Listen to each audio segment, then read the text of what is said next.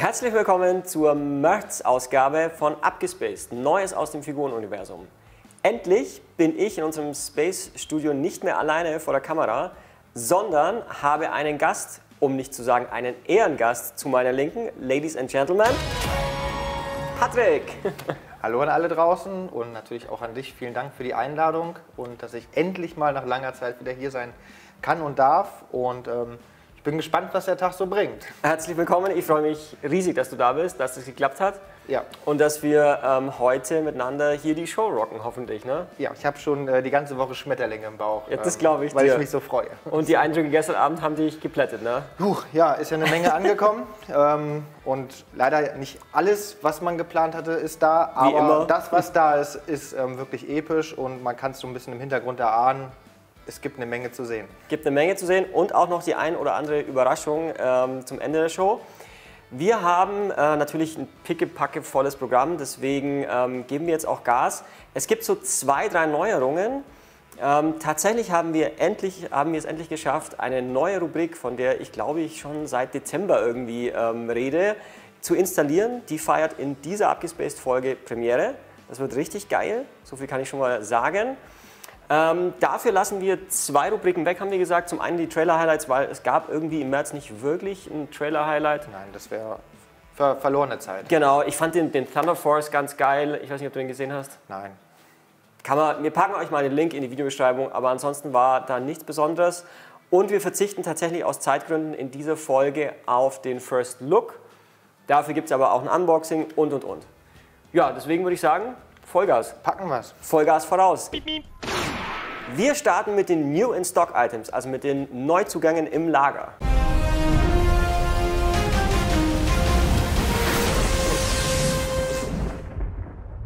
Wer unsere Abgespaced-Shows fleißig und regelmäßig guckt, dem wird jetzt auffallen, dass wir unseren Hot Stuff-Bereich aufgesplittet haben. Wir haben uns gedacht, es wird ein bisschen übersichtlicher, wenn wir eine Rubrik machen mit den Neuheiten, die im Lager angekommen sind, also die New in Stock Items. Und dann später noch auf die Hot Pre-Orders gucken, also alle herausstechenden Highlights, die wir neu zur Vorbestellung angelegt haben. Legen wir noch los, eben mit den Neuheiten hier im Lager. Man sieht schon, wir haben uns ja wieder hier kuschelig eingemummt mit den ganzen Geilheiten, die hier angekommen sind. Und starten wir mit Weta aus Neuseeland. Kamen 2 richtig fette, strengstens limitierte Statuen zur The Dark Crystal Netflix-Serie, dem Urva the Archer und dem Skekmal, der Hunter Skeksis heißt er, glaube ich. Yes. Beide sehr, sehr streng limitiert, ich glaube 400 Stück. Riesentrümmer, den Urva seht ihr hier hinter mir, also die Box besser gesagt. Da haben wir noch ein paar wenige auf Lager. Wer da seine Sammlung noch komplett machen will, zuschnappen. Dann Kotobukiya, auch hier mit dabei in unserem Produkt des Monats als Highlight. Aber es gab so viel von Koto diesen Monat, ne? Ja, die Bishuju-Serie hat natürlich Nachwuchs bekommen, unter anderem mit 2-mal Leatherface, einmal mit Kettensäge und einmal am Tanzen im Anzug. Beides sehr schöne Statuen. Beetlejuice natürlich auch, ist die Exclusive-Version gekommen. Ansonsten die Farbvariante quasi, ne? Genau. Ansonsten erwähnenswert natürlich die Artifacts Premier Series.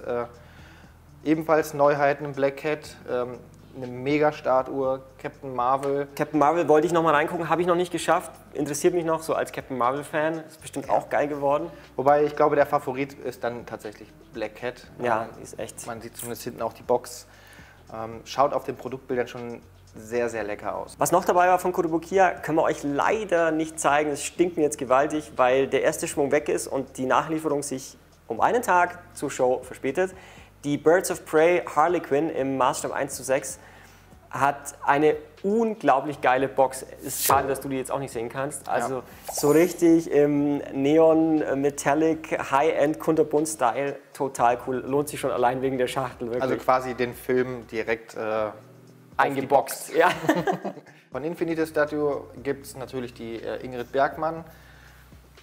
Hinten auch zu sehen im Maßstab 1:6. Auch eine wunderschöne Figur für die klassischen Sammler unter euch.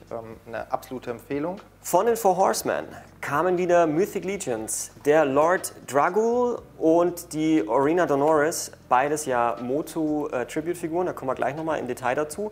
Aber es kamen auch, die sind leider übrigens beide schon vergriffen. Also wer da nicht vorbestellt hat, der muss noch ein bisschen bibbern. Wir versuchen noch mal welche zu kriegen, aber der erste Schwung ist weg. Aber es kamen noch mehrere Mythic Legions, immer wieder. Wir versuchen ja immer wieder überall auf der Welt alles zu schnappen, was wir können, weil die Nachfrage sehr groß ist und weil die Figuren einfach toll sind. Wenn ihr da was seht, ich habe es glaube ich jetzt schon in den letzten 2 oder 3 Shows gesagt, schnappt schnell zu.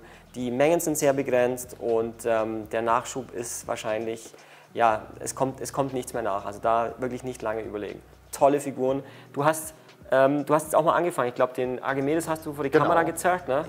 Ja, war wirklich beeindruckt von der Qualität und auch von der ganzen Machart, das ganze Setting drumherum. Eine absolut coole Serie. Gerade zum Fotografieren auch richtig geil. Sehr dankbar, also man kann eigentlich keine schlechten Fotos damit machen.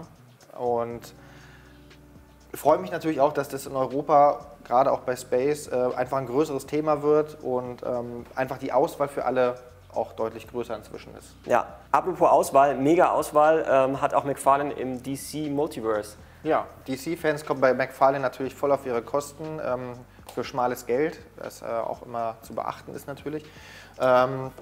Die ganze Multiverse-Reihe wird weiter fortgeführt. Inzwischen sind die Figuren zum Snyder Cut angekündigt. Besonderes Highlight jetzt der neuesten Wave, natürlich Scarecrow und auch The Drowned. Schauen super aus und McFarlane wird sicherlich noch weitere Comic-Reihen als Figuren rausbringen und da gibt es halt immer wieder was Neues. Und ich sehe gerade, wenn ich dich kurz unterbrechen darf, das wusste ich nicht, muss ich zu meiner Schande gestehen, Collect to Build Bane. Also man baut sich den fetten Bane zusammen. Ne? Genau, Build a Figure ist auch bei McFarlane natürlich Thema. Geil. Und ich glaube, es gab vorher schon den Nightmare Batman von Dark Knights Metal. Das sieht schon geil aus, ey. Und das sind halt dann Riesenfiguren und es schaut schon ziemlich fett auf dem Regal aus. Aber natürlich nicht nur DC-Fans, sondern auch die Witcher-Fans bekommen McFarlane derzeit noch Nachschub. Ich habe mir mal den R-Edin rausgepickt von The Witcher, The Wild Hunt. Auch super cool gemacht. Zeitgleich natürlich auch noch ein Geralt nochmal neu mit rausgekommen. Und ich denke, auch da ist das Ende der Fahnenstange noch nicht erreicht. Dann bleiben wir noch bei den Actionfiguren und gucken mal zu NECA. Von NECA kam auch einiges im März. Da waren 2 neue Waves der Toony Terrors. Ich stehe ja nicht ganz so auf die Verniedlichungen, aber die finde ich echt nett. Ja, das ist ganz cool. Das ganze Konzept auch mit dem Artwork auf der Blisterkarte. Und dann kannst du hinten das so ausschneiden, dann hast du so einen Backdrop dabei, wenn du die Figur halt platzieren magst. Da war Ash dabei, Beetlejuice, der Ghostface Killer? Ghostface Killer war noch dabei, genau. Scream, ja. Ich glaube, Regan von Exorcist, oder war die schon in der letzten Wave? Ich weiß gar nicht. Aber wir haben hier noch Michael Myers mit den blutigen Augen und so, also echt witzig, ne? Ja, aber ist natürlich nicht jedermanns Sache. Klar, auf jeden Fall.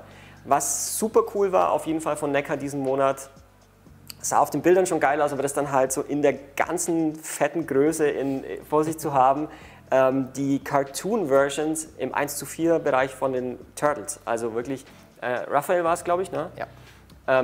Mit den 2 Köpfen und so und halt einfach diesem knalligen Ausdruck und diesen knalligen Farben. Einfach Zucker. Schaut super aus. Also müssen einige von euch sicherlich wieder Platz machen im Regal, weil man braucht das ganze Team natürlich. Und wer vorher schon die Movie Turtles hatte in 1:4, kommt eigentlich auch nicht um die Comic-Version drumherum. Ja, richtig, richtig geil. Dann waren noch ein paar andere Horrorfiguren dabei, wie zum Beispiel der Creep aus der Creep Show, auch ganz cool, in einer richtig knalligen roten Windowbox. Elvis war dabei, die erste Elvis-Figur, das war für mich so eine Überraschung, dass NECA Elvis Presley-Lizenz macht. Live in 72. Fand ich jetzt nicht ganz so gelungen. Da freue ich mich eher mehr auf die Blitzway-Statue, aber die ist natürlich auch in einem ganz anderen Preissegment angesiedelt. Kann man nicht vergleichen. Klar. Ne? Dann war von Pan's Labyrinth war der Old Faun dabei. Ja. Die kennst du auch, die Linie, ne? Genau. Allein die Boxen auch schon mega, diese Ultimates. Das muss man NECA ja sowieso lassen. Ja. Alleine Verpackung, also wer Inbox sammelt, hat da immer schon einen Schmankerl auch dann stehen. Absolut, macht sich richtig geil zwischen euren Blu-rays, DVDs im Regal oder auch zwischen den Büchern und so. Ja, je nachdem, wie das Interessengebiet ist, halt für jeden Sammelstil immer was dabei. Absolut. Aus Brasilien kam auch wieder ordentlich Nachschub, nämlich von Iron Studios. Die geben, wissen wir ja, richtig Gas. Da hatten wir das Glück, dass wir 2 Exclusives, 2 DC-Exclusives bekommen haben, Convention-Exclusives. Einmal den Batman von dem ersten Nolan-Film aus Batman Begins und den Killer Croc. Sieht richtig cool aus, finde ich. Ne? Also Iron Studios insgesamt, wir haben das ja auch in den letzten Jahren festgestellt, ballert raus und das auf einem Level, das ist unglaublich, gerade in dem Maßstab. Geht nach oben die Kurve. Also die Kurve geht nach oben. Ja. Glücklicherweise auch, muss man fairerweise sagen, relativ preisstabil. Noch, ja. Das, aber das wird sich sicherlich ändern in Zukunft. Ja, wobei sie sind ohnehin schon ein bisschen hoch eingestiegen, fand ich so. Aber es ist okay. Also für das, was man bekommt, auch die Sculpts, die Bases, die aufwendigen und so, das ist in Ordnung. Ne? Und man kann sich halt auch, man braucht jetzt auch nicht den übermäßigen Platz, um sich da eine schöne Kollektion aufbauen zu können. 1:10 ist eigentlich ein dankbarer Maßstab. Ja. Und gerade so die Statuen nehmen auch jetzt nicht ganz so viel Platz weg, aber sie schauen halt einfach Bombe aus. Ja. Es ist nicht zu groß, nicht zu klein, es ist einfach, ist schön zum Sammeln. Stimmt, stimmt. Man sieht hinter Patrick auch noch, haben wir ein paar Sachen aufgebaut. Ganz frisch, jetzt rechtzeitig zum Shoot hier kam noch ein Shipment an. Odin, dann war der Pyro dabei, dann haben wir noch Iron Patriot mit Rocket auf der Schulter. Ne? Nee, auf der Schulter? Man kann ihn, glaube ich, auf die Schulter platzieren. Ne? Ja. Also einiges von Avengers Endgame, der Tony Stark bzw. Iron Man Illusion war noch in einem Shipment Anfang März dabei. Haben wir auch mal reingeguckt, ist auch schon echt geil gemacht, also wirklich sehr, sehr fein mit dem. Ne? Also mein persönliches Highlight von den Dingen, die ich jetzt schon sehen konnte in den letzten Stunden, auf jeden Fall der Odin. Sieht mega aus, Killer Croc, keine Frage. Und auch für die Marvel-Fans natürlich vielleicht ganz interessant, die Into the Spider-Verse gesehen haben. Oh ja. Penny Parker schaut auch richtig schön aus, bunte Farben, wie man es aus dem Film kennt. So fast ein bisschen mein persönliches Highlight aus dem Okay. Wenn wir schon bei den kleinen Statuen sind oder in dem Maßstab, auch über mir seht ihr 2 PVC-Statuen von Tsume. Patrick, da kannst du mehr dazu sagen, weil ich die Anime-Serie nicht gesehen habe, The Seven Deadly Sins. Ja, leider eine Bildungslücke seitens Sven, aber na gut, was soll's. Dafür hat er ja dann Fachleute da. Also von Tsume natürlich zu den Seven Deadly Sins, wer es gesehen hat, eine wunderbare und lustige Geschichte um die 7 Todsünden. Kurioserweise fängt Tsume an mit Ban und King als erste Charaktere. Für mich ein bisschen verwunderlich. Ich hätte jetzt eher gedacht, dass sie mit Meliodas anfangen, Hawk oder Elisabeth. Und gehe aber mal davon aus, dass wir dort noch mehr zu sehen bekommen. Denn es sind letztendlich 7 Deadly Sins und nicht 2. 2 Deadly Sins. Was ich sagen muss, wie gesagt, ich kenne die Serie nicht, aber ich habe mir die Figuren oder die PVC-Statuen angeschaut und Tsume ist halt für jeden, der den Hersteller noch nicht kennt, ist ein europäischer Hersteller. Die arbeiten auf einem unfassbar hohen Qualitätsniveau. Da muss man ganz ehrlich sagen, auch wenn man dann den Preis noch ins Verhältnis setzt und es zum Beispiel mal mit der 1:10 RFX Plus von Koto vergleicht, nicht teurer, aber qualitativ wesentlich höher. Also wirklich die Details von den Sculpts, auch das Material, das sieht sehr wertig schon aus und die Bemalung und so, toll. Ja, also Tsume ist eigentlich dafür bekannt als europäischer Hersteller, wenn die was zur Vorbestellung rausgeben, dauert es meistens nicht lang und die Sachen sind vorausverkauft. Also die haben wirklich einen unfassbar guten Ruf, gerade unter den Anime-Sammlern. Mega Statuen von groß bis klein und wahrscheinlich jetzt einfach eine Linie für den etwas kleineren Geldbeutel. Ich hoffe, dass danach echt noch ein bisschen mehr kommt, denn das sollte man auf dem Zettel haben. Ja, genau. Und zu einer Top-Qualität trotzdem, ne?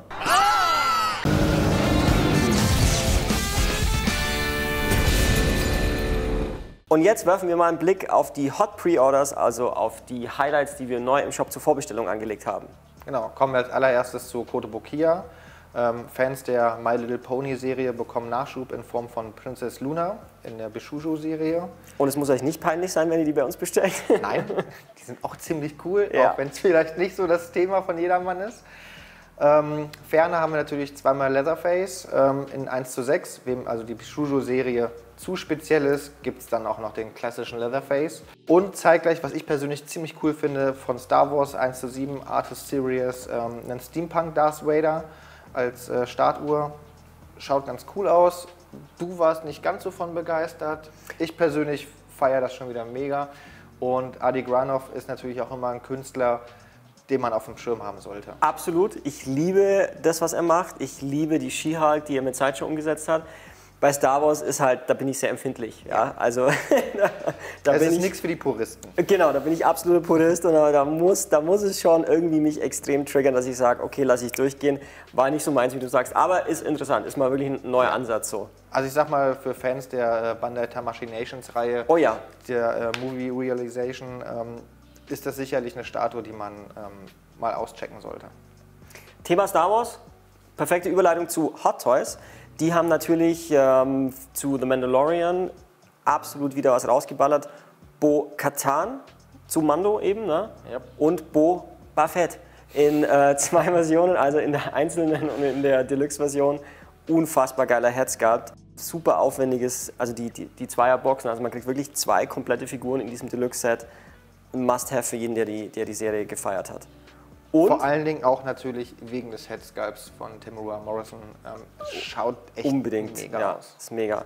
Und auch geil, zwar relativ spät angekündigt, erst zum Staffelfinale, aber auch wirklich mega Wanda und Vision, also Scarlet Witch und Vision zu WandaVision, ne, zur Disney Plus Serie. War ja zu erwarten, dass es so kommt. Wir haben heute auch ganz heiß noch den Winter Soldier wurde angekündigt, zu The Falcon and the Winter Soldier. Stimmt, ja. Man darf spekulieren, es wird sicherlich auch noch einen Falcon geben, aber absolut. bei Redaktionsschluss stand das noch nicht fest. Bei McFarlane, Patrick, da ist mir aufgefallen, eigentlich der 12-Inch Kommandospawn, wie heißt der? Commander Spawn, Auch ganz geil, oder? ordentlich groß, ähnlich wie auch der Witcher, der vor ein paar Wochen ankam. Ja, stimmt. Und wird sicherlich nicht super beweglich sein, wahrscheinlich gar nicht. Nee, aber also wenn von McFarlane irgendwie ein Spawn kommt, freue ich mich immer, weil das ist halt so die absolute Es ist das halt, Urgestein. ja, das ist die Base, wo sie mit groß geworden sind. Ja. Und Spawn geht halt auch immer. Wir hatten vorhin die Ingrid Bergman-Statue erwähnt von Infinite. Wer diese Old and Rare-Linie sammelt, ich weiß, da gibt es ganz viele da draußen, die das einfach sehr, sehr schätzen, der wird mit Walter Matthau und Jack Lemmon vielleicht jetzt glücklich. Die beiden gibt es auch als passende 1:6 Statuen, nicht schwarz-weiß, sondern logischerweise in Farbe. Ja. Findet ihr auch bei uns im Shop gelistet. Und muss man auch zusammen kaufen, weil die beiden gehören zusammen. Aus Neuseeland, von Weta, gab es natürlich auch wieder Neuheiten. Zum einen Mittelerde, da haben sie eine wunderbare Galadriel of the White Council Statue in der neuen Classics-Linie, also auch 1:6 angekündigt. Super passend zu Gandalf und dem Ringgeist. Und innerhalb ihrer Mini-Epics-Linie, die kennst du auch, ne? Diese PVC, ja, Vinylfiguren würde ich sagen. Also ein bisschen Comic-mäßig. Deformed Style, haben die Jungs und Mädels von Weta eine Gremlins-Lizenz jetzt geschnappt und haben da die ersten beiden Figuren angekündigt.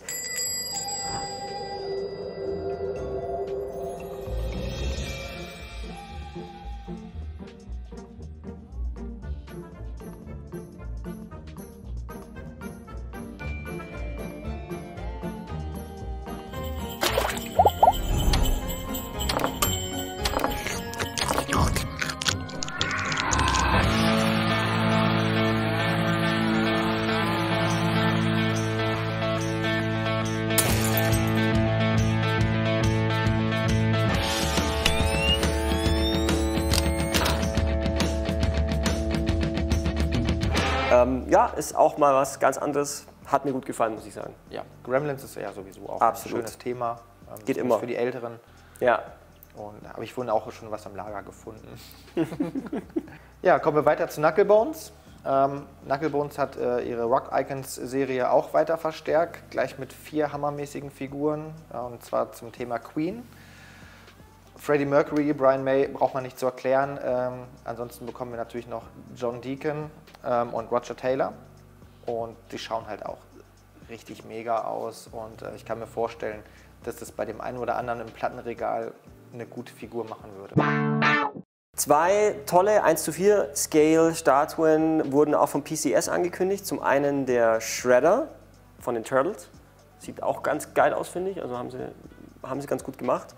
Und aus deren Wrestling-Lizenz Stone Cold Steve Austin nach dem Undertaker und The Rock jetzt also der nächste Wrestler im Ring sozusagen. Kommen wir nun zu Iron Studios. Auch hier gab es natürlich ein paar Ankündigungen. besonders ins Auge gefallen ist mir persönlich die Ron Weasley-Statue auf dem, ja, während des Schachspiels. Ron Weasley, begnadeter Schachspieler in Stein der Weisen. Und man fühlt sich sofort zurückversetzt in die Szene, wo er auf dem Pferd sitzt und ja, seine Sprünge macht und die Figuren steuert. Haben mich persönlich nicht ganz so abgeholt, wenn ich ganz ehrlich bin. Dafür umso mehr hat mich abgeholt die absolute herausragende Ankündigung von Prime One Studio im März. Und zwar wieder aus Mittelerde jetzt. Frodo und Gollum als 1:4 Statue. Fast schon, muss man sagen, Diorama. Ne? Ja. Ach, unglaublich. Es gibt ja so viele wirklich ganz tolle Collectibles. Und dann denkst du dir so, naja, ne, wir haben schon alles und wir sind durch oder so. Aber dann kommt Iron Studios und kommt Prime One, wollte ich sagen, und ballert so ein Ding her. Diese Spinnweben auf der Base und überhaupt auch die Gesichter. Es ist immer wieder faszinierend einfach, was die rausballern und auf was für einem Level. Jeder Release ist eigentlich ein Centerpiece. Ja. Und also mir tun wirklich auch die Prime One Collector bald ein bisschen leid, weil so viel Platz. Du brauchst den Platz und natürlich auch die Kohle, ne? Aber es ist halt wirklich so, also Tobi ist ja auch, unser Tobias ist ja auch Herr der Ringe-Fan durch und durch, ne? Und dann, wir sind sabbernd vor den Bildschirmen gehangen und es ist so, scheiße, du kommst nicht dran vorbei, ja? Wie Gandalf sagt. Du kannst nicht vorbei! Auch Necker natürlich mit allerlei Neuigkeiten und Neuankündigungen und wo wir eben schon das Thema Queen hatten, kommt jetzt natürlich die Defenders of the Earth Wave raus, unter anderem mit Flash Gordon, daher nämlich auch Geil. Stimmt.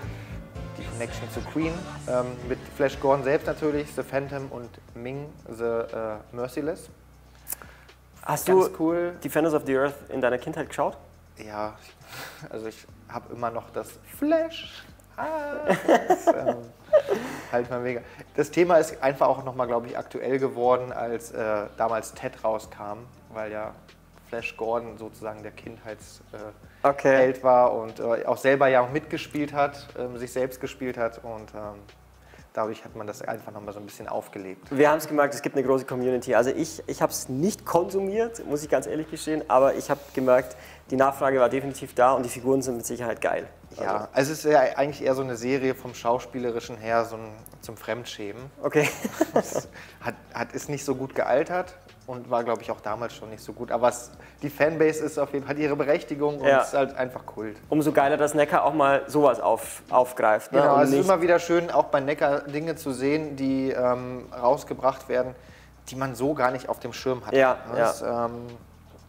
Wie zum Beispiel, ich glaube vor 2 Jahren, als sie ihre Back to the Future Lizenz angekündigt haben und ich dachte, ich krieg Schnappatmung und mache 10 Salti rückwärts. Und jetzt kommt die nächste Ultimate Marty McFly Figur. Wie geil, der Audition Marty McFly.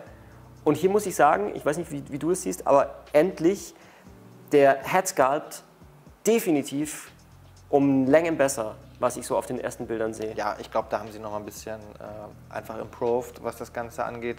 Da war fairerweise, muss man sagen, noch Luft nach oben. Oh ja. Und gerade die Audition-Version schaut eine ganze Ecke besser aus. Ja, ich weiß es nicht, ich habe es auch nicht recherchiert, ob jetzt der Sculptor gewechselt hat oder so. Ich weiß, dass Trevor Grove immer ganz viel mit Necker macht.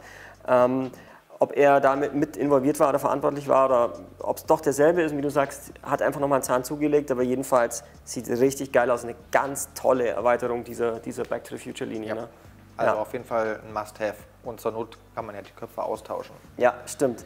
Die Toony Terrors hat man vorhin schon kurz angeschnitten. Linie geht auch immer weiter. Da haben sie jetzt ihr neues Set angekündigt zu Jaws, also Quint mit dem weißen Hai. Ja. Auch ganz witzig, ne? Ja, ich finde es vor allem ganz lustig, dass die Rückenflosse des weißen Hais von Jaws quasi separat ist und man die halt sich irgendwo anders im Regal noch platzieren kann. Man kann da ein bisschen mitspielen.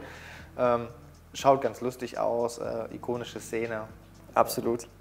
Und was auch noch kam, echt interessant, ein 1:1 Replika des 89er Batarangs, ne, zum 89er Batman-Film. In einem sehr günstigen Preisniveau, also ne, zum Aufklappen, Umklappen und so weiter. Ja. Gibt es auch ein witziges Video dazu. Findet ihr auch bei uns im Shop schon gelistet. Ist auch was für jeden Batman-Fan auf jeden Fall. Bestellt gleich mehrere, falls ihr Verbrecher jagen wollt. Genau. Das Werfen will geübt sein. Und wo wir schon beim Thema 80er und Kult sind, Hasbro macht weiter mit der The Real Ghostbusters Kenner Retro-Linie und hat das Ecto 1 angekündigt. Super, super cool. Und 2 neue Geister, aber natürlich Ecto Highlight findet ihr auch im Shop zur Vorbestellung gelistet. Und bitte gebt Gas, haltet euch ran und bestellt so schnell wie möglich vor.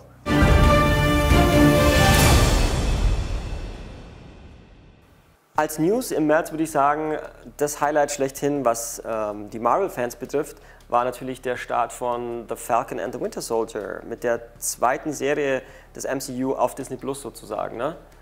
Hast du schon reingeschaut? Ich habe schon reingeschaut. Freue mich sehr, einfach aber auch mal ein bisschen so, dass die Nebencharaktere ein bisschen mehr Licht bekommen, ein bisschen mehr Tiefe. Und ist ja so als Miniserie angelegt, ich glaube 6 Folgen, wenn ich mich nicht irre. Natürlich eine etwas längere Laufzeit als zum Beispiel WandaVision hatte. Und da ist davon auszugehen, dass einfach auch in den nächsten Wochen die bekannten Hersteller Hot Toys, Diamond, also quasi Lizenznehmer, auch so ihre ersten Figuren vorstellen werden. Ich bin mal gespannt, wo das Ganze hingeht, wie Baron Zemo noch mit eingebaut wird. Und, ja, auf jeden Fall. Ist auf jeden Fall ein guter Start gewesen und macht Lust auf die nächsten 5 Folgen. Auf jeden Fall. Geht natürlich ein bisschen furioser gleich zur Sache als jetzt zum Beispiel WandaVision, aber das hat man auch erwartet. Deswegen eigentlich ist ganz cool, glaube ich. Lohnt sich. Ja. Und kurz vor Ende natürlich, oder kurz vor Beginn der Dreharbeiten, hat uns noch die Nachricht erreicht, dass Hot Toys schon den Winter Soldier angekündigt hat zur passenden Serie. Sieht schon sehr beeindruckend aus. Cooler Headsculpt. Ich denke, es wird den Falcon dann auch noch geben. Mit Sicherheit. Mal schauen, ob sie vielleicht noch einen Bösewicht bringen, wäre ja auch mal was. Einen Tag bevor Falcon and the Winter Soldier ihren Auftritt auf Disney Plus hatten, kam endlich der große Tag.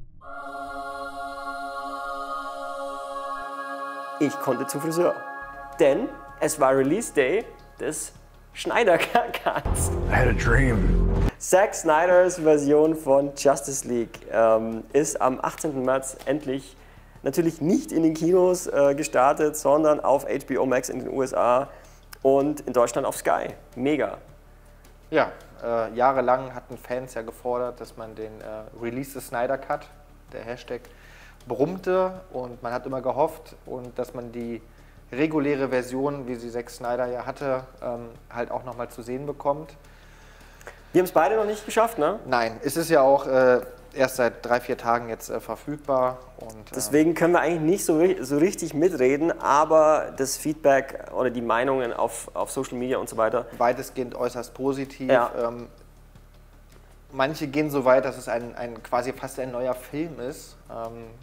Ob es so ist, werden wir uns in den nächsten Tagen sicherlich noch selbst von überzeugen. Es wird sich auf jeden Fall lohnen. Und passend dazu natürlich auch seitens der Figurenhersteller schon die ersten Neuankündigungen. Prime One, McFarlane, Hot Toys, Iron Studios und. Also jetzt mal alle, die was auf sich halten, sind natürlich dabei. Der Hype ist da und wann, wenn nicht jetzt. Ja, absolut. Und Weta. Die haben ganz überraschend, also sie haben es glaube ich 2 Wochen vorher angekündigt, dass sie auch Collectibles machen werden zum Zack Snyder Cut von Justice League. Und da gibt es schon die erste Ankündigung des Black Suit Superman als 1:4. Also sie werden eine Linie von 1:4 Scale-Statuen bringen. Wer die Sachen von Weta kennt, weiß, auch Top-Niveau.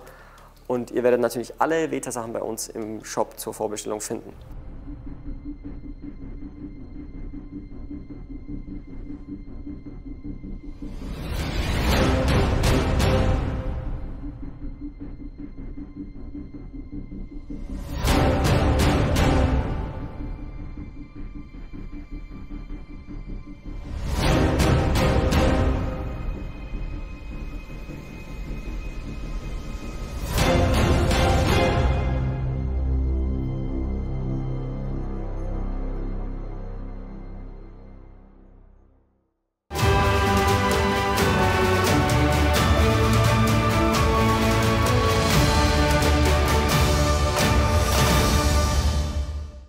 Widmen wir uns mal en Detail unserem aktuellen Produkt des Monats, der wunderhübschen Wonder Woman, Gal Gadot, aus dem zweiten Wonder Woman-Film, zu dem wir auch nicht mitsprechen können. Weil wir ihn auch noch nicht gesehen haben. Ihr seht, wir sind bestens vorbereitet. Aber nicht. wir haben natürlich die Trailer gesehen und deswegen können wir zumindest so viel sagen. Die Szene spielt in der Mall, wo sie quasi die Bösewichte aufs Korn nimmt. Wunderbar gemacht, sehr dynamische Pose, wunderbare Details, sehr knappes Röckchen, sollte man vielleicht auch erwähnen. Ja. Diana schwingt das Lasso der Wahrheit, die goldene Tiara glänzt auf der Stirn, die Haare wehen im Angesicht des Kampfes und wie gesagt, insgesamt eine klasse Statue, Maßstab 1:6. Ja. Macht gut was her und einmal mehr auch beeindruckender Beweis, was Koto eigentlich auch kann. Ja, stimmt, absolut. Also ich muss auch sagen, ich finde, ich hatte die nicht ganz so extrem auf dem Schirm. Es war klar, weil die erste Wonder Woman zum ersten Wonder Woman Film war auch schon sehr beeindruckend. Ja. Also auch die 1:6 Artifx Statue war ein tolles Produkt. Und dann kam die an und dann hat uns allein schon die Box, man sieht sie hier im Hintergrund, getriggert, weil die natürlich dieser ganze visuelle Style von dem Wonder Woman 1984er, ne, in dem 84er Neon und knalligen Farben, macht halt einfach Bock. Und dann haben wir gesagt, Mensch, der Paintjob allein von der Rüstung oder auch den Stiefeln, das ist so geil intensiv gemacht. Ne? Genau, also der Metallic-Look vom Gold und auch vom Rot kommt in Natur super rüber. Auch die Haare. Absolut glaubwürdig. Das sieht überhaupt nicht künstlich aus oder billig. Also es ist Top-Niveau. Schattierung auch, ne? Von den Haaren und so, sieht man halt auf dem Video vielleicht nicht ganz so gut, aber nicht einfach nur ein plumpes Schwarz oder so, sondern schöne Schattierungen, schöne Verläufe in der Farbgebung.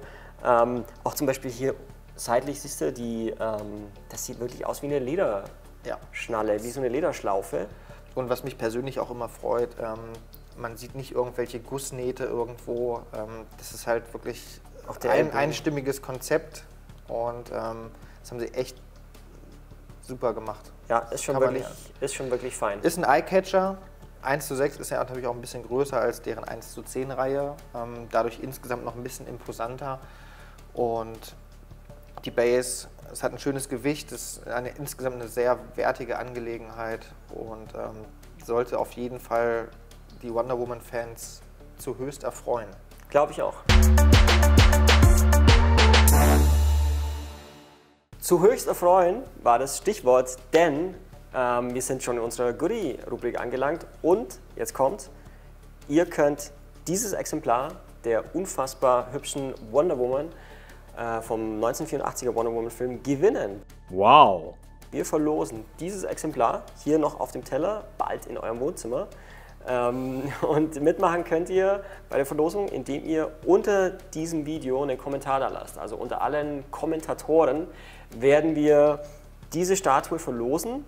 Ihr könnt uns einfach, was auch immer, ein Feedback da lassen zur Show. Ihr könnt Patrick eine Lobeshymne Lob ist immer gut, ja. zu seinem unfassbar guten The Art of Wonderbank Kalender da lassen.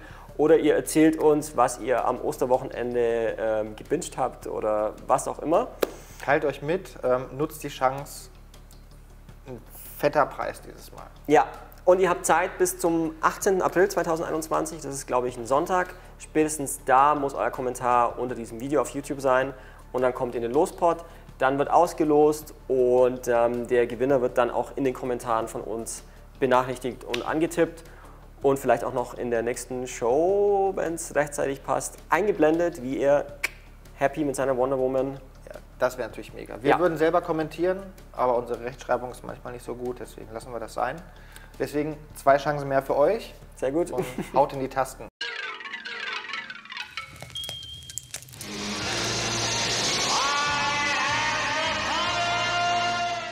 Die News aus Eternia in diesem Monat. Wenn ihr die Folge seht und bei uns das UNO-Kartenspiel vorbestellt habt, werdet ihr eure Karten wahrscheinlich jetzt schon entweder in den Händen halten oder mindestens eine "Hey, deine UNO-Karten sind jetzt endlich bei uns eingetroffen" E-Mail bei euch im Postfach haben.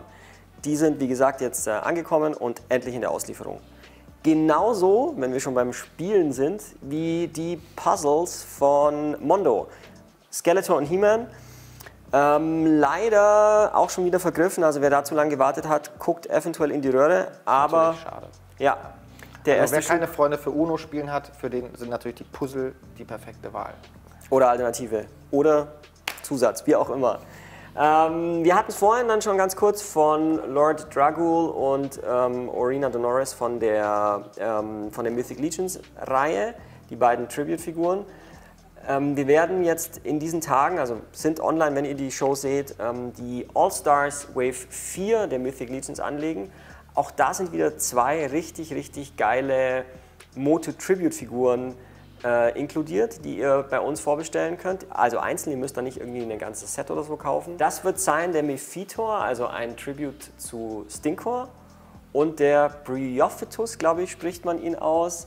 Die erste beflockte Figur der Mythic Legions Reihe, ein Tribute von Mossman. Dann sprechen wir kurz über die Origins. Patrick, ich weiß, das war so deine erste Begegnung mit Masters of the Universe Figuren jetzt, oder? Ja, es war ja für uns immer so ein Anliegen, dass wir auch das Motu-Thema natürlich mehr bedienen, auch mit dem Kalender. Ja. Und ich wirklich zugeben muss, ich habe da einfach nicht so den Plan. Und es war halt immer so, wenn ich keinen Plan habe, lasse ich eigentlich lieber die Finger davon. Nun hatten wir uns dann für ein Motiv entschieden, wo man nicht allzu viel, ich sag mal, falsch machen konnte, um mit dem Lore, den man dort hat, einfach stümperhaft umzugehen. Patrick hatte so Schiss, also an alle eingefleischten Moto-Fans da draußen, so, er hat echt gesagt, ich will nicht, ich traue mich nicht und so, ich habe keinen Bock irgendwie Schelte zu bekommen. Und ich gesagt, mach. Wir hatten im 2020er Kalender kein Moto-Motiv. Ich möchte bitte unbedingt im 21er Kalender ein Moto-Motiv haben. Und die Leute werden es feiern, die werden dir nicht den Arsch versohlen. Deswegen alles gut. Und He-Man und Battlecat, ne, von Origins hast du da dir vor die Linse geschnappt? Genau, einfach die Klassiker hat ja am besten gepasst. Gerade auch so als Einstieg war das einfach eine gute Kombination und auch eine dankbare Angelegenheit, wo man nicht so viel beachten musste. Denn He-Man ist halt He-Man. Genau. Jetzt einfach mal. Und habe allerdings von den beiden Sachen nicht mehr so viel gehabt. Das hat mir mein 2-jähriger Sohn abgeluchst. Findet er geil. Wer weiß, der Moto-Nachwuchs auf jeden Fall stirbt anscheinend nicht aus. Das ist doch sehr geil, ja. Wir müssen den Nachwuchs fördern. In Eternia wird rekrutiert. Ja. Wir haben ein paar Origins immer wieder reinbekommen, natürlich. Die gehen schnell weg, aber einige davon konnten wir jetzt endlich auch ab Lager anbieten. Ich glaube He-Man, Beastman, Merman, Teela, ein bisschen was von Trapjaw und Many Faces und so, also so die älteren Figuren sozusagen. Wir liefern jetzt die ersten Landsharks aus, total cool. Leider nicht alle, weil natürlich Mattel auch immer nur in Teilmengen liefert, aber eine erste große Menge an Landsharks ist unterwegs.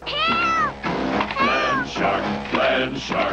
Help! He-Man! Landshark, Landshark. Ever a lockjaw? Landshark? Landshark. Landshark vehicle, new from the Masters of the Universe collection, not for use with some figures. Action figures each sold separately. From Mattel. Und wer noch so richtig Kohle raushauen will und was für seine Life-Size-Büstensammlung tun will, der kann sich jetzt die richtig imposante Skeletor-Büste aus der Legends-Reihe von Tweederhead vorbestellen. Die hast du bestimmt gesehen, oder? Ja, also auch für mich als absolute Moto 0 beeindruckend. Sieht hammergeil aus und da kann man einfach auch schwach werden, also auch als nicht involvierter, sage ich mal. Ja, stimmt. Also wer da mit der liebäugelt, wirklich auch, haltet euch ran, bestellt rechtzeitig vor, weil natürlich wird es da keine Riesenmengen an Überhang an jeder Ecke geben. Ne? Also wenn die noch halb so geil aussieht wie die Produktfotos, dann ist es echt ein Mega-Release.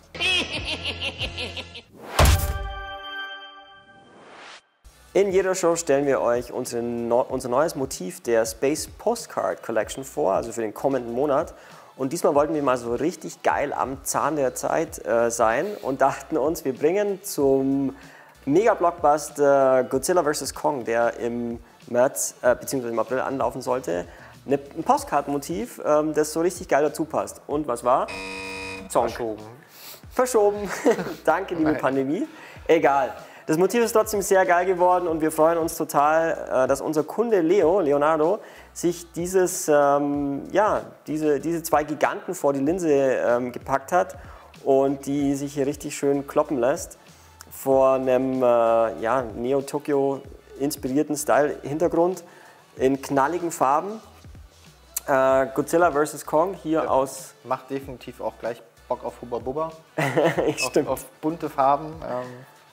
Godzilla vs. Kong, beziehungsweise Kong von Neckar war es und Godzilla von der... Monster Arts, also Tamashinations, SA Figuarts und die Monsterlinie SA Monster Arts. Genau, die ihr hier aufeinander losgehen lässt. Ihr könnt die Postkarte natürlich wie jeden Monat umsonst bei uns abstauben. Sie wird ganz einfach in jedes Paket beigelegt, jedem Paket beigelegt, das bei uns rausgeht, in den Goodie Bags. Nur im April. Jetzt im März haben wir ja noch den von Steffen, den Alpha Predator. Genau. Ist ja auch ein Buddy von dir, Steffen, oder? Ja, also sag mal, wir sind ja in der Community in Deutschland nicht so viele und irgendwie kennt da dann doch jeder jeden. Und gut, Steffen ist natürlich aufgrund seiner Arbeiten auch immer schon weit mit dabei und doch relativ bekannt. Genau, und Leo ist, er hat 2 Instagram-Accounts, die blenden wir euch mal ein. Auf seinem Hauptaccount lädt er eben seine Fotos hoch, also auch von seiner Toy-Fotografie oder allgemein seinen Nerdkram. Und auf dem anderen, ist auch ganz spannend, weil er kann noch mehr als nur fotografieren, lädt er seine Illustrationen hoch. Also er zeichnet selber auch ein bisschen so Anime und so. Also schaut da mal vorbei, lasst ihm vielleicht ein Like oder ein Abo da, würde er sich bestimmt freuen. Es freut jeden, wenn ihr einfach auch ein Like da lasst. Wenn euch was gefällt, liked es, scrollt nicht nur weiter. Es hilft jedem und sei es nur Motivation für den jeweiligen Künstler oder ein bisschen Anerkennung. Es freut einen. Stimmt. Likes sind nicht alles, es ist nicht wichtig, aber für den Hinterkopf ist es immer ganz schön. Und für eure Kollektion ab April die neue Postkarte, wie gesagt, von Leo, für Umme in jedem Paket. Und inzwischen schon Nummer 8.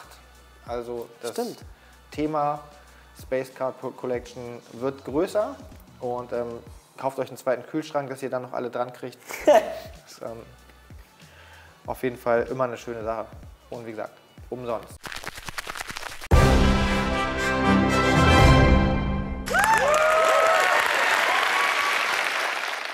Und hier sind wir in unserer neuen Rubrik The Stage is Yours. Wie der Name schon verrät, gehört in dieser Rubrik euch die Showbühne in unserem Studio, hier in unserer Abgespaced Show.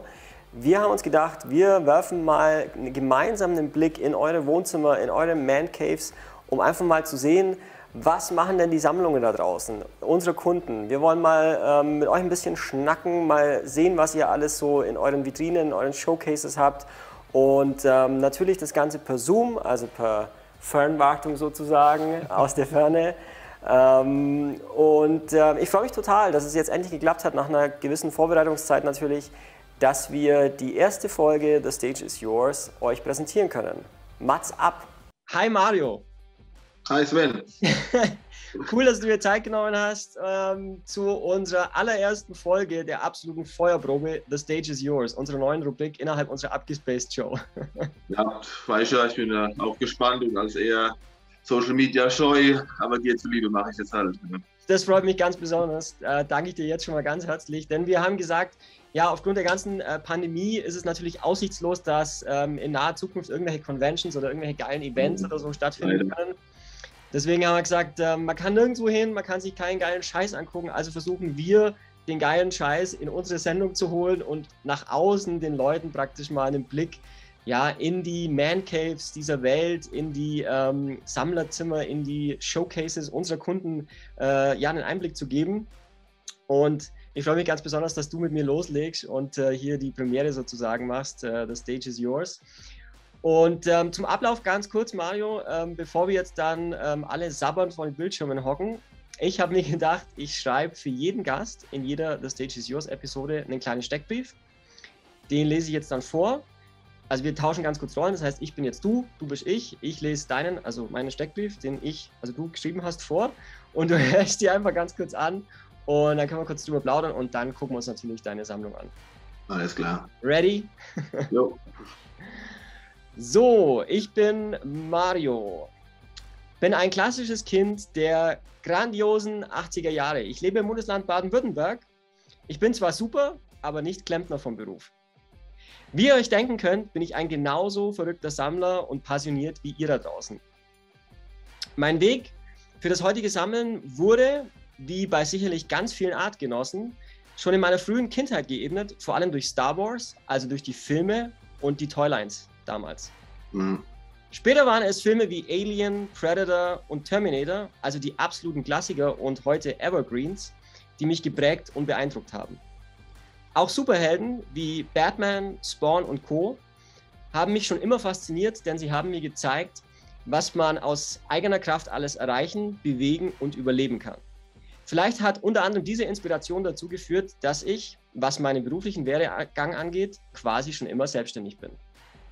Neben dem Sammeln von Collectibles in allen Preisspannen, also von der NECA-Actionfigur bis hin zur High-End super teuren Life-Size-Büste oder Statue, gehört Cosplay zu meinen absolut großen Leidenschaften und ja, sündhaft scheiß teuren Hobbys.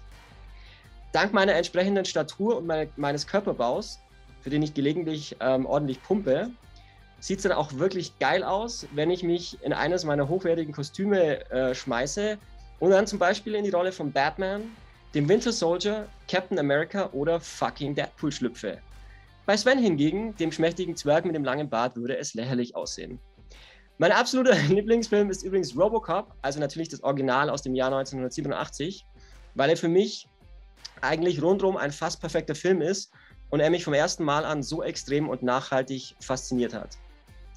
Richtige, echte, also lebendige Menschen finde ich auch ganz okay, wobei mir manchmal Actionfiguren lieber sind oder Tiere. Ich bin nämlich ein riesengroßer Tierfreund, was sich unter anderem in meiner Arbeit, meinem eigenen Tierbedarfsfachhandel widerspiegelt. Auch wenn ich in einem meiner Kostüme natürlich alle Blicke auf mich ziehe und bei einer Kinopremiere ins Blitzlichtgewitter komme, bin ich absolut keine Rampensau. Ich liebe den ganzen Kram einfach, egal ob Kostüm oder Collectible. Den ausgiebigen Blick hinter meine Kulissen gewähre ich euch gerne, denn schließlich bin ich seit gefühlten 100 Jahren Kunde bei Space, auch wenn Sven und ich es erst einmal geschafft haben, uns zu treffen. Ja. Könntest du das so unterschreiben? Ja, hast du im Großen und Ganzen ganz nett wiedergegeben. Ich habe wahrscheinlich auch ein bisschen untertrieben, das werden wir jetzt gleich sehen, was deine Sammlung angeht.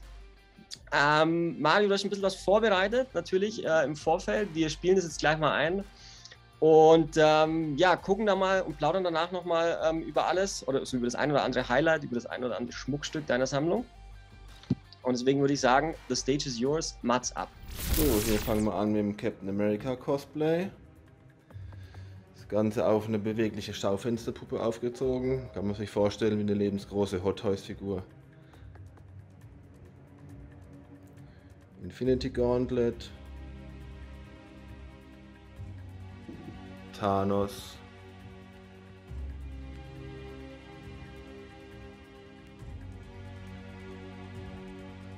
Eigentlich mein Lieblings-Cosplay, der Winter Soldier.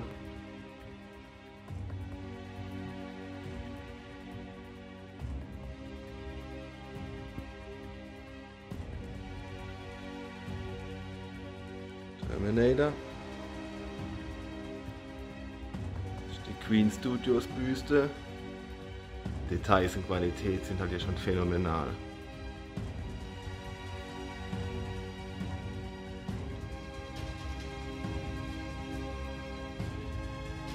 Genauso bei Batman, inklusive Bartstoppel. Und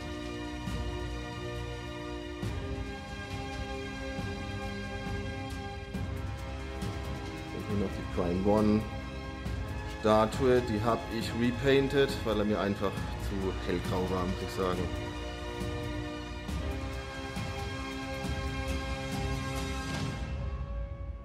Hier jetzt die Fernsehwohnwand.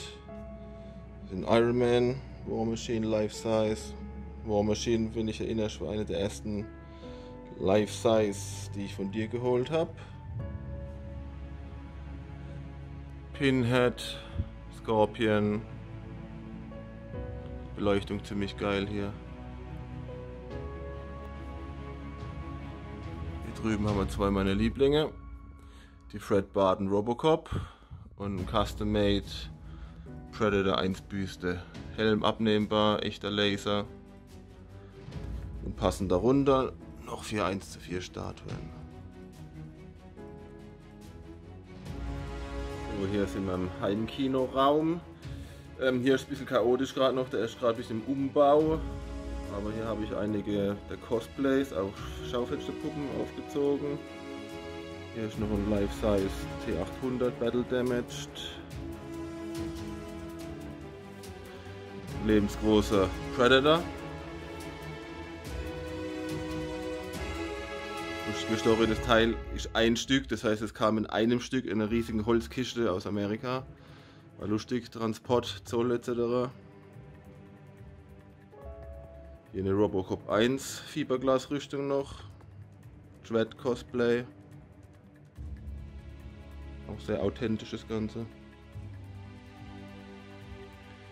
Hier haben wir ein paar Ghostbusters Props. Proton Pack von Bob's Prop Shop. Ich denke, besser geht's kaum. Predator Sachen. Hier noch was. Und noch ein Iron Man Mike 43 Life Size. Bane Cosplay. Bisschen was aus der Richtung Fantasy Statuen.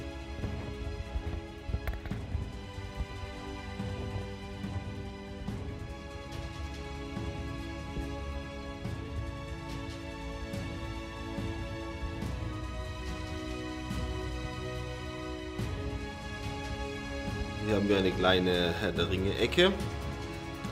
Der Kolben hier übrigens Vollmetall. Also ich weiß gar nicht, was das Ding wiegt.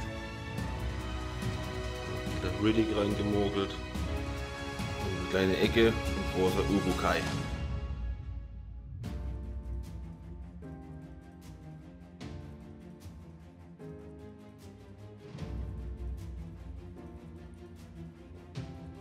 Robocop Fiberglasrüstung.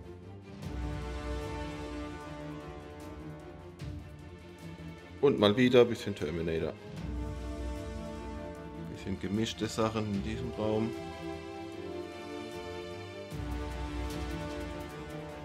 Vitrinen mit 1:6. Und hier noch einige Helme und Masken. Hier haben wir eine kleine Batman Dark Knight Wand. Die Prime 1 1:3. Dem Bane habe ich einen Custom Mantel machen lassen. Erklärt sich von selbst. Auch der hier. 1:2 Mark 7. Predator Sachen.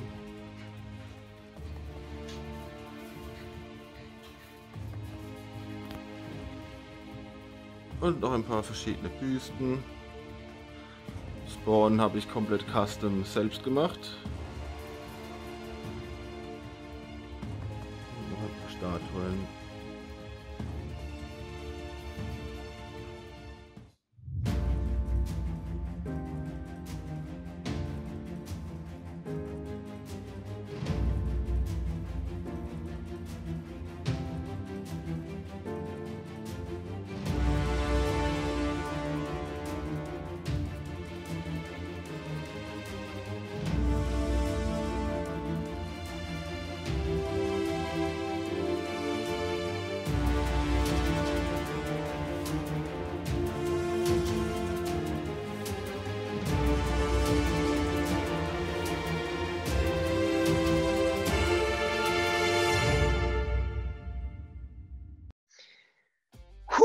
Ich denke, da wird es den einen oder anderen jetzt in den Sessel gedrückt haben, hey, bei dem ganzen Anblick. Hey, heftig. Ich wusste das ehrlich gesagt gar nicht, dass du so eine abartig krasse Sammlung hast. Hut ab. Ja, hat auch Zeit und Geld gekostet. Das glaube ich dir. Picken wir doch mal ein paar so Highlights raus. Was mir natürlich noch ganz frisch im Kopf ist, ist der Bane, ne? Der 1:3 Bane, also der Ultimate Edition von Prime 1. Dem hast du alle Hebel in Gang gesetzt, um den passend zu meinem Geburtstag für mich ranzukarren. Ja, echt klasse gewesen. Stimmt, den haben wir sofort packt und rausgeschickt. Ne? War dein eigenes Geburtstagsgeschenk in diesem Jahr. Ja. Erzähl was zu dem Mantel, den hast du schneidern lassen. Ja, weil also beim Bane, ich finde die Optik mit dem Mantel immer recht geil, eben mal wegen Cosplay und ich habe das Teil auch original. Da fand ich es ein bisschen enttäuschend, dass das irgendwie Prime 1 da dabei gepackt hat. Ist eigentlich kein Act, sag ich mal. Dann habe ich über Facebook eigentlich aus dem 1:6 Forum eine nette Dame gefunden, die halt so eigentlich für 1:6 Figuren und Kleider schneidert. Okay. Und die hat eigentlich wirklich recht günstig und Top-Qualität den Mantel recht zügig da mir gemacht. Eine Deutsche oder eine Deutsche, ja. Okay, cool. Ja. Also die hatte ich krieg's halt schon von den Bildern von 1:6 Sachen mit T-Shirts oder Hemden oder Kleider für manche dann macht. Okay. Ich dachte, fragst du mal, erst hat sie mal, sie weiß nicht und so. Und dann war halt die Frage, wie man es auf die Statue draufkriegt, weil die ist halt nicht beweglich wie eine 1:6er Figur. Das heißt, Und man kann die Arme, kann man die abnehmen? Genau, der Mantel ist quasi komplett hinten in der Mitte geteilt. Ja. Und per Klett kann man es zoomen. Das heißt, es wird von links und rechts aufgestülpt, sage ich mal. Auf die Arme links und rechts aufgestülpt und hinten verklettet sozusagen. Genau, richtig. Ja. Ah, schlau. Okay, cool. Ja, von vorne siehst du es gar nicht, ne? Genau, richtig, ja. Okay, geile Sache. Da hast du ja absolut den Bane noch veredelt zu einem absoluten Unikat sozusagen, ne? Genau, ja. Hast du mal die Bilder irgendwo postet und hat mal Prime One da irgendwie drauf reagiert?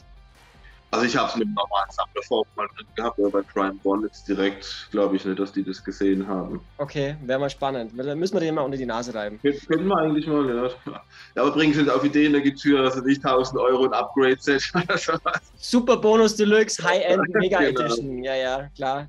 Exclusive natürlich. Genau. Dann, ja, so grundlegend, wir haben ja gesagt, Cosplay haben wir jetzt auch einiges gesehen. Hm. Deine Kostüme, die du dann ja quasi zu Life-Size-Statuen auf deinen Schaufensterpuppen aufbaust, was ich übrigens mega geil finde. Wir sehen ja hier im Hintergrund nochmal dein Winter Soldier und dein Cap, ne? Ja. Das Ganze, du bist dann da irgendwo, hat sich die Symbiose ergeben, auch in den Life-Size-Bereich, was die Collectibles angeht, einzusteigen. Du hast mir erzählt, da bist du durch Robocop irgendwie. Genau. Ich habe da also recht jung über Amerika eine Fiberglas-Robocop-Rüstung gekriegt. Dann später nochmal das war ein Stunt-Suit vom zweiten Teil. Das ist dieser bläuliche.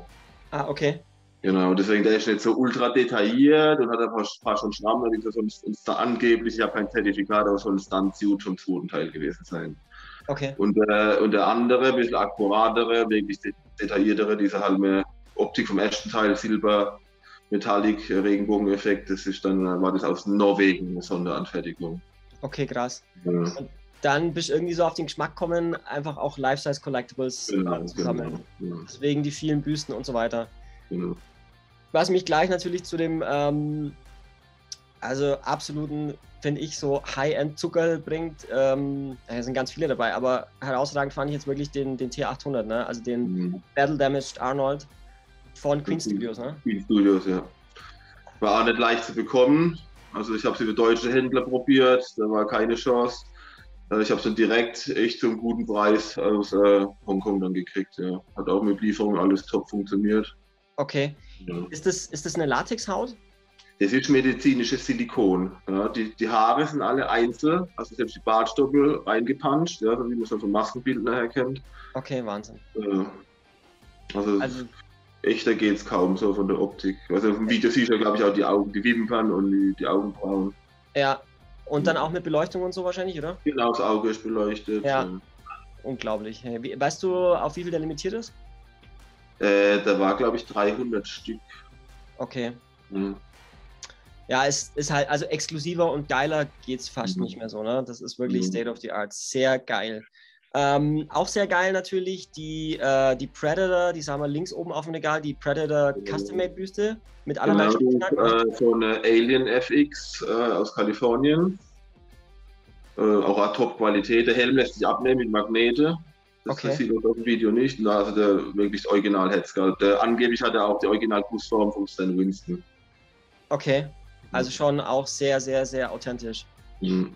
Geil. Und die Spawn-Büste, die stand gleich daneben, die hast du selber gemacht? Die habe ich komplett selbst gemacht, ja, das sieht man jetzt kaum noch. Also ich fand Spawn immer geil und war den Look jetzt von Mortal Kombat, glaube ich, 10 war das Spiel oder 11, weiß ich nicht. Ja.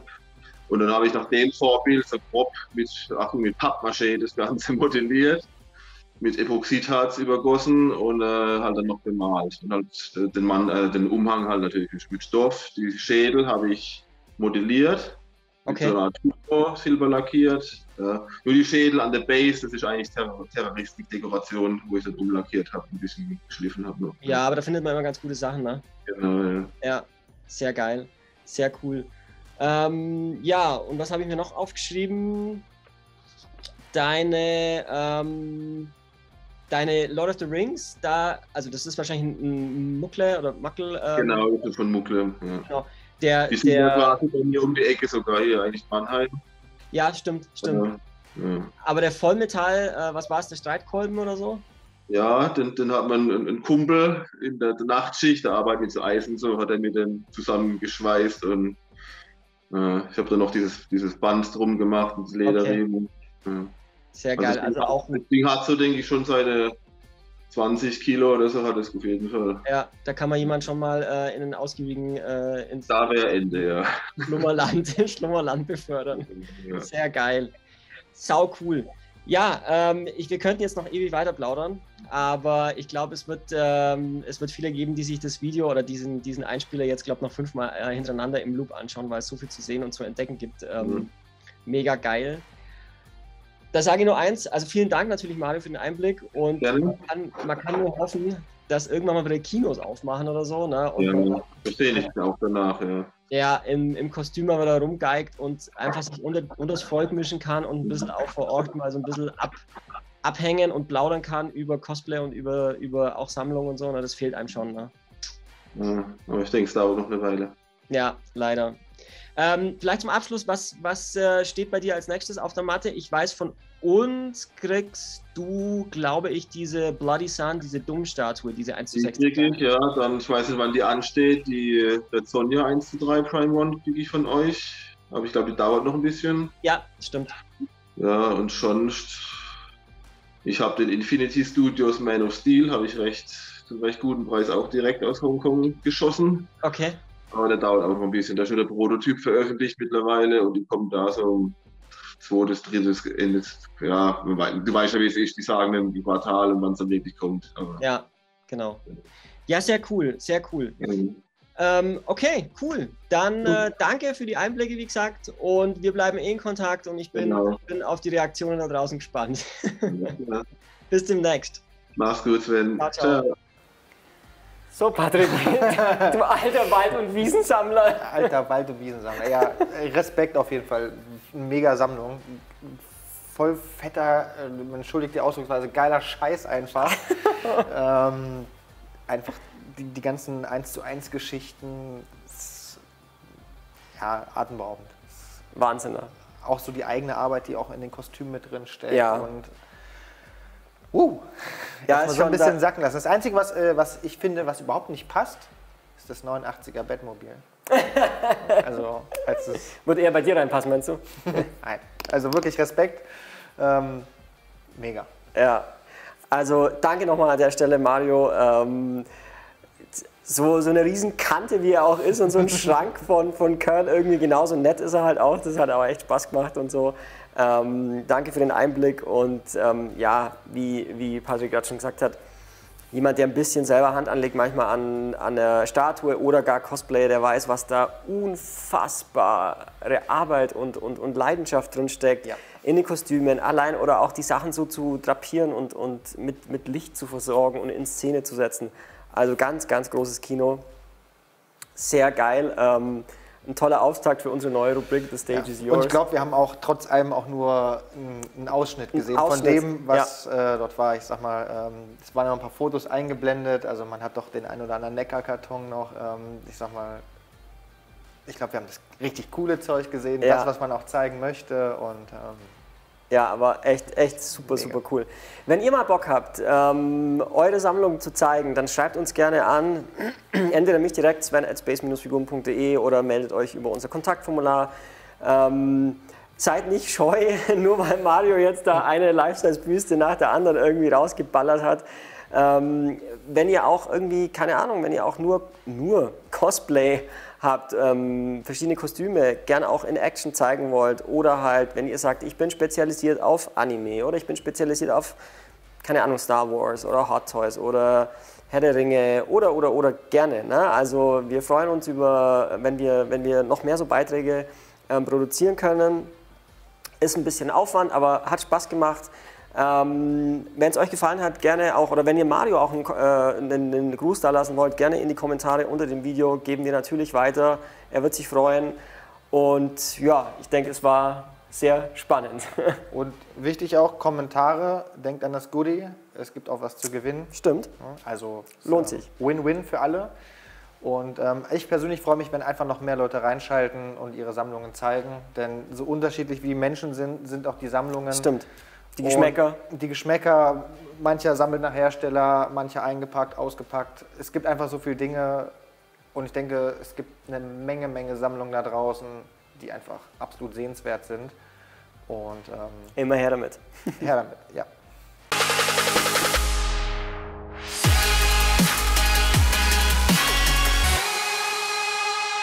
Dann kommen wir zu unserem heutigen Unboxing. Wie in jeder Show packen wir ein Figürchen oder eine Statue gemeinsam aus mit euch. Kotobukiya war schon sehr präsent in der Folge und deswegen haben wir gesagt, komm, ziehen wir es durch. Ziehen wir es durch, ja, bis zum bitteren Ende. Patrick, du hast deine Mini-Machete schon in der Hand. Jawohl. Gerne darfst du loslegen. Wunderbar. Und die Chainsaw Dance Version der 1:7 Horror Bishuju Leatherface Statue von Kotobukiya auspacken. Ich erzähle ein bisschen was dazu. Genau, ich packe aus. Ich möchte ja auch mal eine schöne Aufgabe haben. Genau, während du hier die gute rausholst.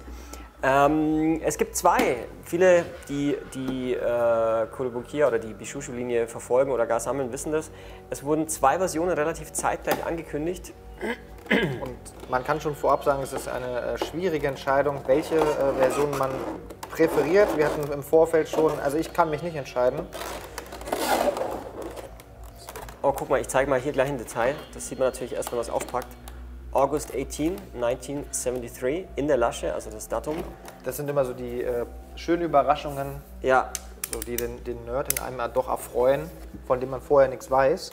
Man kann das Innenleben der Box rausholen, ne? So als Backdrop sich aufstellen. Das ist dann so diese, ja, der Hintergrund, wie man es auch vom, würde ich sagen, vom Movie-Poster-Motiv kennt. Genau, also wie Patrick gerade schon sagte, für welche man sich entscheiden muss, ist wahrscheinlich eher schwierig, denn es gab ja, oder es gibt zwei Versionen. Ihr habt vielleicht die andere schon hinten auf unserem Schränkchen oder Vitrinchen erspäht. Das ist die Version mit der Schürze. Richtig geil, ne? mit sehr geiler blutverschmierten Bemalung. Und hier wie der Bluttropfen runter drippt von der Kettensäge. Ja, ist natürlich schon so ein bisschen wild, das Ganze. Entsprechend im Bishuju-Style. Natürlich also, manche Körpermerkmale etwas mehr hervorgehoben. Betont, besonders betont. Ja. Das Schöne ist, es ist ein zweiter Kopf dabei. Also könnt ihr den Kopf auswechseln. Bei beiden, einmal ohne, einmal mit Maske, wie halt in den Filmen, also inspiriert. Und hier jetzt praktisch inspiriert von der Szene, wie Leatherface eben im Anzug abgeht. Opfern hinterher, ja. Ja, auch wieder geil gemacht, schon blutverschmierte Hände und sieht hier, ne, wie das... Bei beiden auch besonders cool gemacht, finde ich, die Bluttropfen an der Kettensäge die Spitze selbst. Von der Kettensäge, ja, ist echt cool. Das bringt noch mal so ein bisschen mehr Dynamik in die ganze Szene mit rein. Es sind insgesamt immer sehr dynamische Posen bei beiden und ja. PVC, also hochwertiges PVC auf jeden Fall. Also man merkt es auch schon, wenn man es anfasst, ist schon sehr wertig. Also ich finde, diesmal haben sie da auch, also gerade mit dem Blut, weil das gehört halt so, ne? Das ist schon wild, aber es gehört halt so. Ja, haben sie schon richtig geil gemacht mit der Bemalung. Wer sich für Leatherface interessiert, wird auch über etwas Blut hinwegsehen. Ja, der ist halt nicht unbedingt bei My Little Pony zu Hause. Genau. Ich versuche das jetzt gerade mal den Kopf zu wechseln. Also geht natürlich relativ gut. Es kann nicht so viel kaputt gehen bei den Sachen. Ne? Man muss natürlich trotzdem aufpassen mit den Haarsträhnen. Also gerade so Haarspitzen, Haarsträhnen sind halt letztendlich, die sind leicht flexibel. Ne? Man muss nicht ganz pingelig sein, aber natürlich trotzdem aufpassen. Einfach ein bisschen Obacht walten lassen. Das ist jetzt die mit der Maske, ne? Also mit der Maske, Pretty Girl. Jetzt mal hier in die Kamera. Auch schön gemacht, ja, die Haarsträhnen und die ganze Frisur einfach. Hier sieht man auch schön die Risse in der Hose, ne? Auch ganz geil gemacht und natürlich die Risse im Büstenhalter. Habe ich jetzt gar nicht gesehen. Wäre dir nicht aufgefallen, wenn ich es nicht erwähnt hätte? Natürlich nicht. Ja, cool. Ja, wir können ja beide nochmal so direkt nebeneinander. Also es ist echt schwierige Entscheidung. Beide auf ihre Art und Weise einfach mega. Und auch geil zum Fotografieren mit Sicherheit. Super detailliert. Und es macht die Entscheidung wirklich nicht leichter. Also ich hätte mich eher gefreut, wenn die vielleicht erstmal so ein Release rausgebracht hätten. Hätten ein halbes Jahr gewartet und dann kommt halt Nummer 2. Dann hätte man sich vielleicht höchstens geärgert, dass Nummer 2 einfach ein bisschen cooler ist. Aber manch einer muss ja natürlich auch gucken, wie man hinkommt. Und deswegen ist das echt eine ganz, ganz schwierige Entscheidung. Also am besten natürlich beide. Ja. Wer sowieso die Reihe sammelt, wird beide nehmen.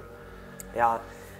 Wir haben hier nicht in dem Fall irgendwelche Farbvarianten, sondern wir haben wirklich 2 unterschiedliche Startuhren. Genau. Wie man es bei einer Phoenix zum Beispiel hat, in Rot und in Grün, glaube ich. Wo es dann wirklich einfach persönliche Präferenz ist. Hier ist es dann so 2 unterschiedliche Statuen, unterschiedliches Design. Machen schon Spaß, ne? Ja, wobei ich glaube, so mit der Fleischerschutz, die ist schon fast ein bisschen too much.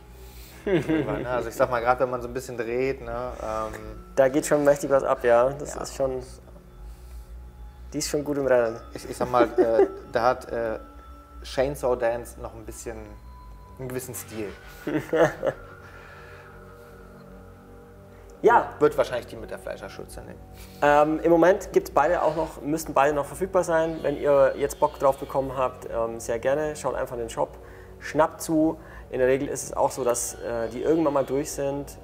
Oft wird noch mal was aufgelegt, aber ist auch nie sicher. Bei Kotobukiya, deswegen auch nicht zu lange zögern. Sind auf alle Fälle. Ich würde auf Nummer sicher gehen, wenn ich mich für interessiere, jetzt bestellen. Vielleicht kommt in 5 Jahren eine Reissue raus, aber man weiß es nicht. Weiß man nie genau. Ja. Ne? Und ich gehe jetzt erstmal davon aus, dass es nicht in nächster Zeit passieren wird. Dafür haben die einfach zu viel in der Pipeline. Texas Chainsaw Massacre in der Bishushu-Version von Kotobukiya. Ja.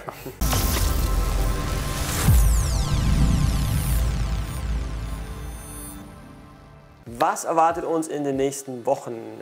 Die Anime- und Manga-Fans unter euch sollten am langen Osterwochenende, also vom 1. bis 5. April, unbedingt die Augen auf unseren Shop halten, denn da haben wir einen ganz speziellen Anime- oder Animista-Sale, wie wir sagen. Da werden wir Hunderte, Tausende, Millionen von Anime-Statuen zu Naruto, One Piece, Dragon Ball und um 30% reduzieren. Also da könnt ihr mal richtig geil auf Schnäppchenjagd gehen.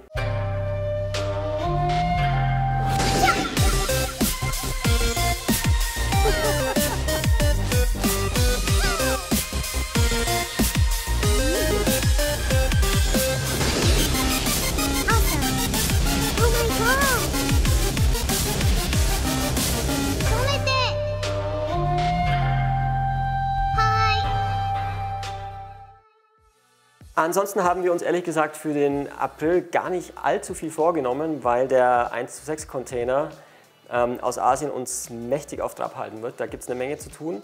Es ist ein Shipment angekündigt von Sideshow Hot Toys. Da wird zum Beispiel der Premium-Format Joker, den wir in der letzten Folge, den unser Tobias hier im First Look hatte. Ja, können sich also einige freuen. Hinter Gittern. Versandbenachrichtigung steht in den Startlöchern. Genau, der wird dabei sein. Auch der Premium-Format Royal Guard, der klassische Royal Guard von Star Wars. Von Hot Toys kommen 2 Versionen von dem Stealth Suit Spider-Man mit, von Far From Home, glaube ich. Far From Home. Schwarze Anzug. Ich glaube, es müsste dann auch so langsam Mark 85 aus Endgame mit dabei sein. Ist auch dabei, genau. Ist eine Die-Cast-Figur, glaube ich, ne? Ja. Iron Man Mark 85. Also nicht die Battle Damage, sondern die normale. Und worauf ich mich auch ganz besonders freue, muss ich sagen, die nächste Sideshow, eigene 1:6 Figur aus deren Horror-Linie, wie auch immer, der Ghostface, also die zu Scream, ne? Ist auch ganz geil. Ja, vor allem eigentlich interessant, dass auch so viele 100 Jahre nach dem Film da doch nochmal auch was kommt, was offiziell ist. Ja, sehr cool. Hello? What's your favorite scary movie? Ja, dann sind wir am Ende. Also wir sind sowieso am Ende, weil die Nacht war kurz. Ne? Wir haben uns gestern wieder die Ohren blutig geschnackt gegenseitig. Ja, man hat immer einfach viel zu erzählen, was man alles am Telefon oder per SMS, Sprachnachricht, E-Mail, Morsezeichen nicht schafft. Und so nutzt man den ersten Abend eigentlich immer erstmal zum Dummschnacken, bald kann man sagen. Ja, aber es war ganz nett und wir haben halt nochmal einen Abend, ich freue mich schon drauf, können wir noch ein bisschen labern und vor allem, wir können jetzt dann hoffentlich, wenn das Wetter mitspielt, rausgehen und ein paar coole Sachen noch abfotografieren, habe ich richtig Bock drauf. Ja, das eine oder andere ist ja angekommen, ausgepackt. Hier die Bloody Sun Statue, hätte ich mega Bock, da ein paar geile Fotos zu schießen. Die ist übrigens auch bald demnächst in der Auslieferung. Nicht nur wir sind am Ende und mein Hals inzwischen, sondern auch die Show. War ziemlich lang diesmal, aber ich hoffe, gerade die neuen Kategorien oder Rubriken haben euch gefallen. Wir freuen uns natürlich, wenn ihr uns einen Daumen nach oben gebt, wenn euch die Sendung gefallen hat, wenn ihr unseren Kanal abonniert, wenn ihr uns selbstverständlich auch noch bitte auf Facebook, Instagram und Twitter folgt, damit unsere Social-Media-Zahlen raketenartig nach oben gehen. Wenn ihr Patrick, falls ihr es noch nicht tut, auf Instagram folgt, freut er sich auch. Ja, ich freue mich immer. Und genau, wie gesagt, wir gucken, dass wir jetzt noch ein bisschen durchs Lager gehen. Wir schnappen uns, denke ich mal, das ein oder andere Teil, machen nochmal so ein kleines privates Unboxing ohne Kameras. Genau. Und das ist halt ja immer so ein bisschen das Paradies hier. Deswegen freut man sich auch immer wieder herfahren zu dürfen. Weil sonst wäre es super langweilig. In diesem Sinne, es war mir eine Ehre, dass du da warst. Für die Einladung. Und danke euch fürs Zuschauen. Jawohl. Und bis zum nächsten Mal, wenn es wieder heißt abgespaced. Neues aus dem Figurenuniversum. Peace and out. Ja, wollen wir runtergehen? Jetzt haben wir es geschafft. Gehen wir was essen. Wunderbar, das klingt gut. Bitte, nach dir. Stopp, ihr habt noch was vergessen. Weil du noch fressen musst. Ja, ich brauche Energie. Wir haben eine Kleinigkeit vergessen, beziehungsweise zwei. Oh mein Gott, wir wollen euch noch was Geiles zeigen. Ja, und zwar Achso, du wolltest damit anfangen? Na ja. Gut. Bud Spencer und Terence Hill.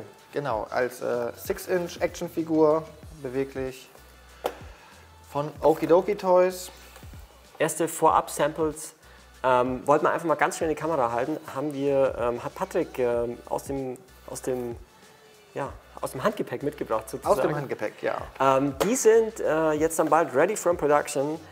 Vor allem Terence Hill, muss ich sagen, ist eigentlich ganz geil geworden. Ja. Könnt ihr bei uns bestellen, sind in Kürze da. Und jetzt zeigen wir euch noch was. Das wird allerdings wehtun.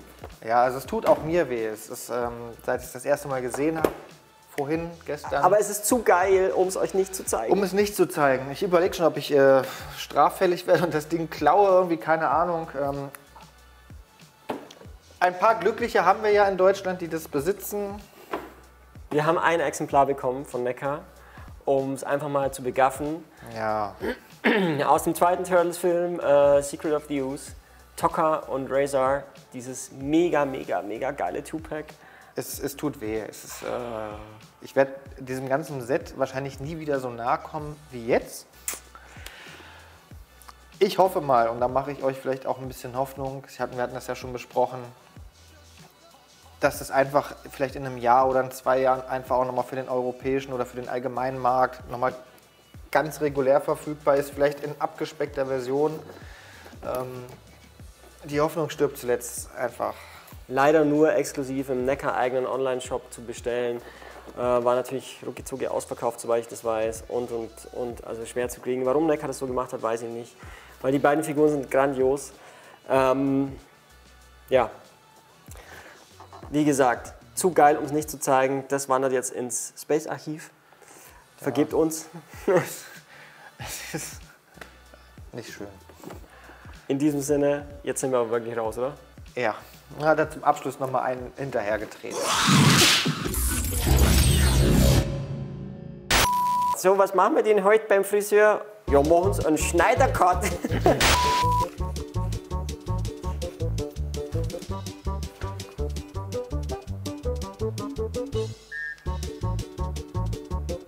Kann man? Ja. Entschuldigung. So, wer jetzt die Neuheiten im 1 zu fix. So, wer jetzt Neuheiten im 1:6 Bereich von euch vermisst hat, für den gibt es richtig gute Neuigkeiten. Neuigkeiten. That sounds stupid.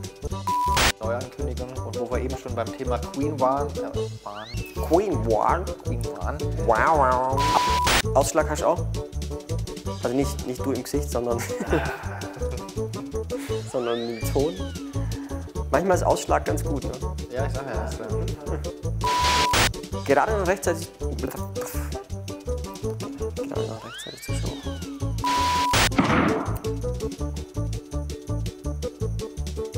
Ist draußen wieder jemand erschossen, oder?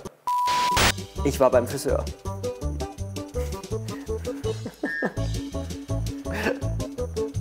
Schon sehr stumpf. Stumpf? Die Schere, oder? Ei, ja. Ja, vielleicht müssen wir noch ein bisschen zusammenschneiden. vielleicht müssen wir die Sequenz vom Schneider-Cut ein bisschen zusammenschneiden. Genau. Ja. Machen Helge Schneider-Cut. Ist unterwegs. Ja. Der Wind, das himmlische Kind. Oder war es doch der Zack-Schneider? Der Sackel. Zack-Schneider. Sepp Schneider. Alter. Der Hals ist am Ende. Mein Hals ist am Ende.